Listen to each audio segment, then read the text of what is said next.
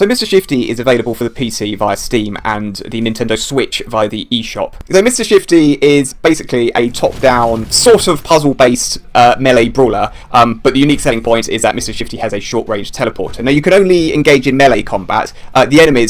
Several of the enemies actually have long-range weapons. Mr. Shifty only ever uses his fist, although you can pick up weapons from the ground, and sometimes you can actually pick up throwable weapons. So that's the furthest this game really gets from melee combat.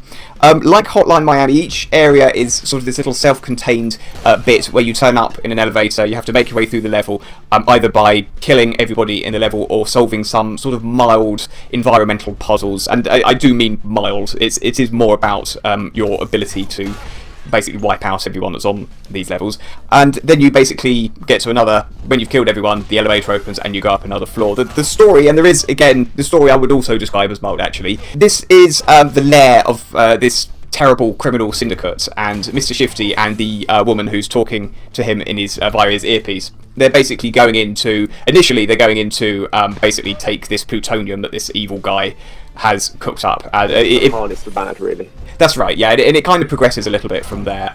The storytelling actually reminded me, in fact, several elements of this game reminded me of another game that I haven't seen anyone else compare it to, actually, Velocity 2X, now, which we're both massive fans of. Yeah, and I can see that, especially through storytelling as well. I can see how it compares to that. I've already mentioned the short-range teleporter. You can see the game playing on the screen. Basically, you can see the little pips at the bottom of the screen. That's how many times that you can activate your teleporter. So those actually regenerate really quickly, so you can teleport a lot. However, those pips are there, so you can't just constantly spam the teleportation, which would make the game very, very easy if you could do that. There's also a little slow-mo meter at the bottom. This fills up as you kill people. Basically, if you suffer a near miss, so if a bullet whizzes past your head, the game will slow everything down. The theory being that it gives you some time to sort of pull your nuts out of the fire. I never really found the slowdown to be that helpful when I was playing. Well, the only time I found that helpful is when he just stopped for a random reason and wouldn't respond to my controls, and then I nearly got shot and that kicked in, by which time controls started working again, so I could get myself out of fire, which the game put me in. Right, so you found the technical glitches more helpful than the inbuilt slow-mo function? No, I found the slow-mo function helpful when the technical glitches nearly got me killed.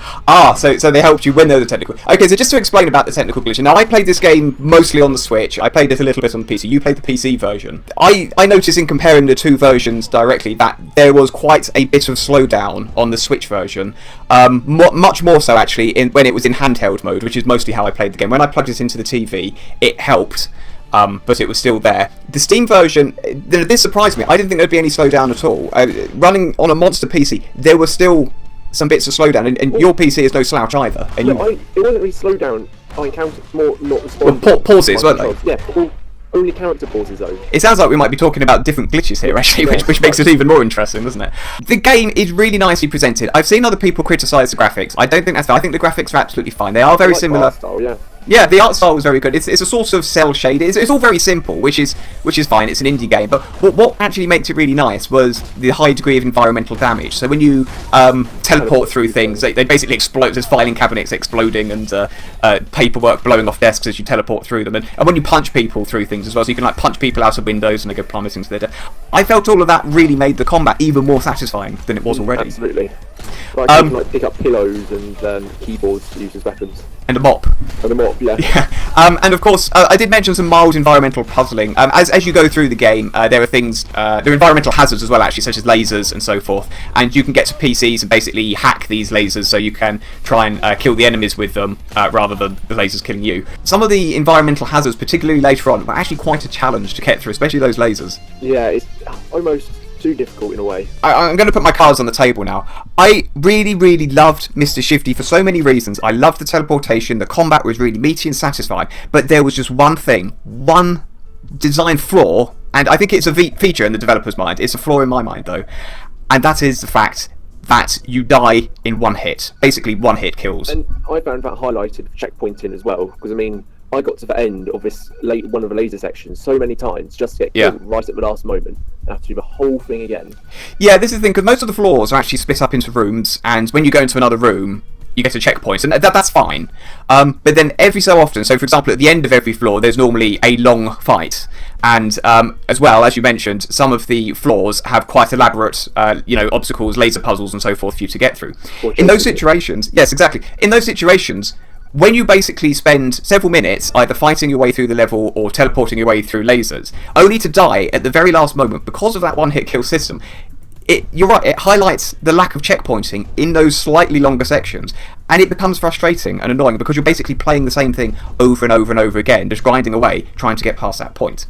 Some people, and again I want to make this clear, some people love that. Hotline Miami, the one-hit kill is very much, again, like Hotline Miami. I found it, and I kind of thought that Hotline Miami was a very overrated game, actually. I thought Mr. Shifty was actually much, much better than Hotline Miami, because of the teleporting and because the combat was so much more fun. I found Hotline Miami to be a very wearing, very annoying game, actually. The one-hit kills just really seriously put a damper to the point actually that I would be giving this game somewhere in the 90s if it wasn't for those one-hit kills. I do have a few other criticisms which are actually a little more minor. One is regarding the length. Now, I've always said I would rather a good short game than a poorly paced long game.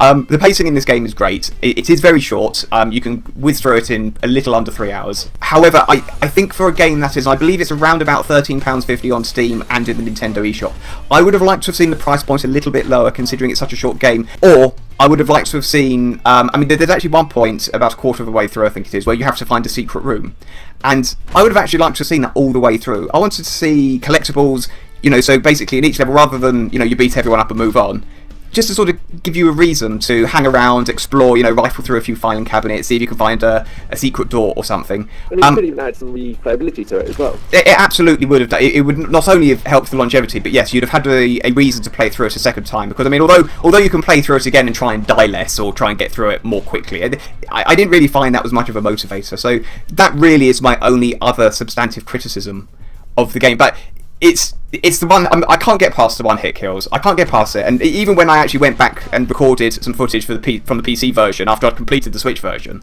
and you'll see actually, because it'll be playing on the screen now, I was still dying a lot because they bloody one-hit kills. It's really frustrating. I can totally agree with that. If it wasn't for the one-hit kills, we would have been given well into the 90s, but as it stands, we're giving it 79%. Now that, on our review scale, is still good.